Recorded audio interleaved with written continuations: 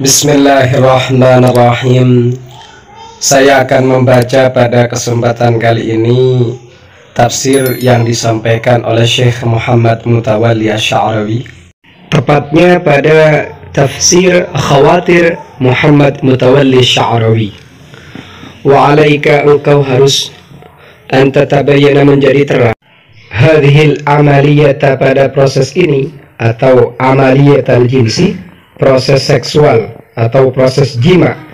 Faqaddim, maka sajikanlah olehmu, linafsika, untuk dirimu, syai'an, pada sesuatu, yurihuka, yang menyenangkanmu, waf'al, dan lakukanlah olehmu, ma, pada sesuatu, allamana, yang telah mengajarkan, nah, kepada kami, Rasulullah sallallahu alaihi wasallam. Siapa Rasulullah sallallahu alaihi wasallam? Saatan, pada satu saat, pada satu waktu, tak datang hadin nikmatu, apa nikmat ini, ya nikmat berjima itu. Wa taqtaribu, dan mendekat siapa kamu, min zaujatika, pada istrimu.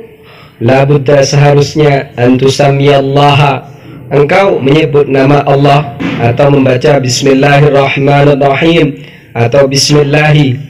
Wa yaqulu, dan berdoa, Allahumma jannibni syaitana, Allahumma, wahai Allah, jannibni, jauhkanlah aku, asyaitana, daripada syaitan, wa jannibi syaitana, dan jauhkanlah olehmu, asyaitana, syaitan, ma, atas sesuatu, razaqatani, yang engkau telah memberikan rizki ni kepadaku.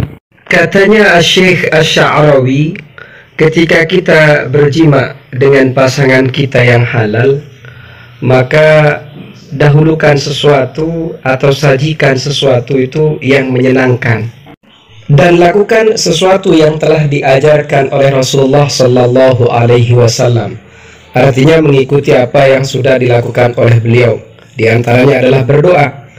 Dan engkau mendatangi istrimu itu seharusnya menyebut nama Allah atau membaca Bismillahirrahmanirrahim, dan berdoa, Allahumma jannibni syaitana wa jannibi syaitana ma razaqtani. Ya Allah, jauhkanlah aku daripada syaitan, dan jauhkanlah syaitan dari sesuatu yang engkau telah memberikan rizki kepadaku, yaitu yang dimaksud adalah anak. Wa indama ya'ti al-muslimu ahlahu, ketika lelaki yang beragama Islam mendatangi istrinya, menjima istrinya, wa yansha'u walidahu, dan ia membentuk anaknya, fala yakuna, maka tidak akan ada, lisyaitani, setan, alaihi, pada walidahu, atau pada anaknya, dakhlun, merasuki. Katanya Syekh Muhammad Mutawalli Asy'arawi, ketika seorang muslim ini mendatangi istrinya dan kemudian ia membentuk anaknya, maka syaitan tidak bisa merasuki anak itu kalau dia tetap membaca doa Bismillahi, Allahumma jannibni syaitana wa jannibi syaitana ma razaqtani. Wa qala, dan berkata ba'dul ulama'i, siapa sebagian ulama, la yumkinu, tidak mungkin, ayu athira, memberikan pengaruh, fihi, kepada anak, sihrun, apa sihir. Limada, kenapa, kullu dzalika, semua itu, menurut sebagian ulama, bahkan sihir pun tidak bisa memberikan pengaruh kepada anak, yang anak ini ketika dibuat oleh bapaknya membaca Bismillahi, Allahumma jannibni syaitana wa jannibi syaitana ma razaqtani. Kenapa kok semuanya itu terjadi? Mari kita akan melanjutkan. Li'annaka, karena sesungguhnya kamu, saatan, pada satu saat, istambatahu, telah menanamkannya.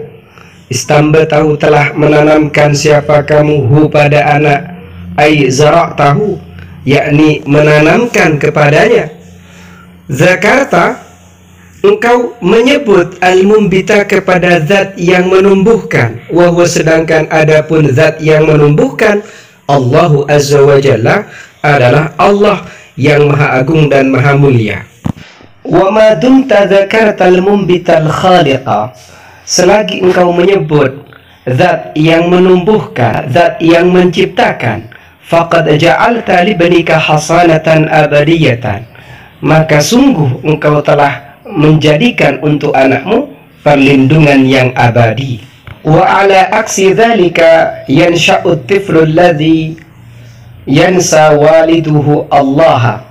Sebaliknya, anak kecil itu atau bayi itu akan tumbuh bayi yang bapaknya melupakan Allah, artinya tidak menyebut nama Allah, tidak membaca bismillah dan tidak membaca doa. Indama yubashiru ahlahu, ketika dia menjima istrinya, fayaqa'u auladuhu farisatan lisyayatin, maka anak-anaknya akan menjadi mangsa atau korbannya syaitan.